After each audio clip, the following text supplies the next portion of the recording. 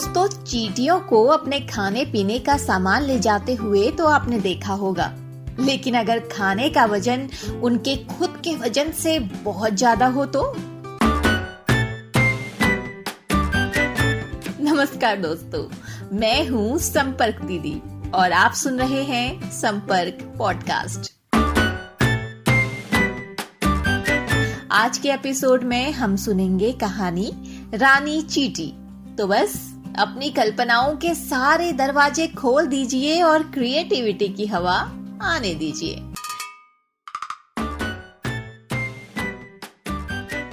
एक बार चींटियों का एक झुंड कहीं जा रहा था। उस झुंड में रानी नाम की एक चींटी भी थी। चलते चलते रानी को प्यास लग गई और वो एक जगह पानी पीने के लिए रुक गई। इतनी देर में उसके झुंड के सारी चींटियां आगे निकल गई। रानी ने जब पानी पी लिया तो उसने अपने चारों तरफ देखा। उसे दूर दूर तक कोई भी चींटी नजर नहीं आई। अब वो रोने लगी और परेशान होने लगी। काफी देर तक भटकने के बाद उसे जोर से भूख और प्यास लगने लगी। रास्ते में उसे गोलू के जेब से गिरी हुई टॉफी मिली। रानी के तो भाग्य खुल गए। उसे भूख लगी थी और खाने को टॉफी मिल गई। रानी ने जी भर के टॉफी खाई और अब उसका पेट भर गया।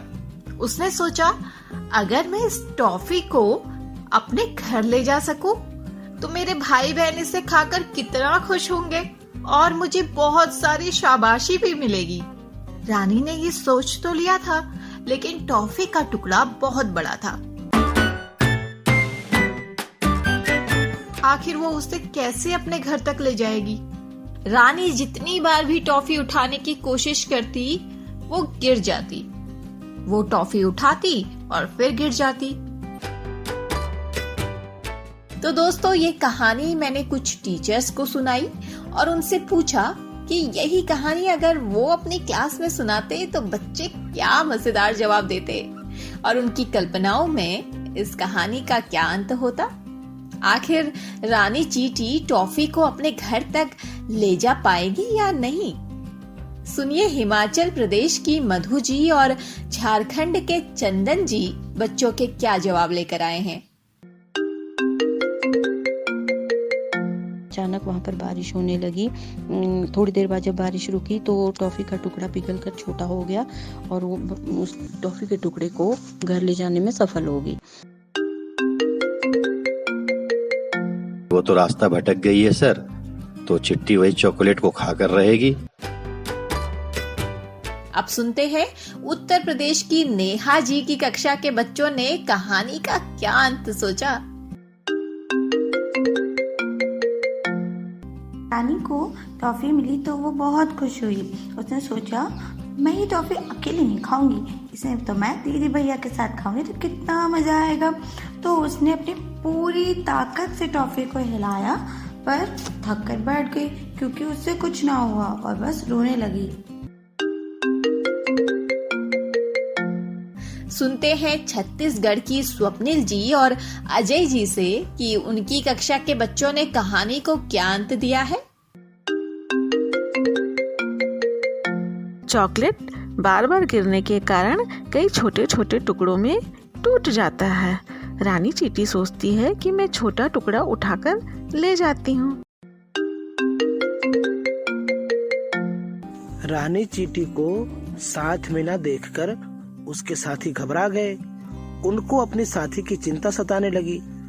वे सभी रानी चींटी को ढूंढने के लिए वापस लौट गए और उसके बाद उन्होंने देखा कि रानी चींटी चॉकलेट के बड़े टुकड़े को उठाने का प्रयास कर रही है। अपने साथियों को देखकर रानी चींटी बहुत खुश हुई और सभी से आग्रह की कि चलो सब मिलजुल कर इस काम को करते हैं और चॉकलेट को घर ले जाकर सभी मिलजुल कर बांट के खाएंगे। उत्तराखंड की ममता जी से सुनते हैं कहानी के कुछ और मजेदार अंत। चींटी सबसे पहले अपने घर गई होगी। उसने ये सारी बातें अपने भाई बहनों को बताई होगी और उनको लेकर टॉफी के पास चली गई होगी। चलिए अब सुन लेते हैं हरियाणा के कपिल जी और सीमा जी से कि उनकी कक्षा के बच्चों ने कहानी का क्या अंत सोचा है। रानी चींटी अब ये सोचने लगी कि वह तो अकेली रह गई, कैसे इस टॉफी को लेकर वह अपने घर जाएगी और अपने भाई बहन को ये टॉफी खिलाएगी। वो ऐसा सोच ही रही थी कि उसके साथी उसको ढूंढते हुए वापस आए और फिर उस टॉफी को घर ले जाने में सब ने मिलकर प्रयास किया और वो उसे घर तक ले जाने में कामयाब रहे।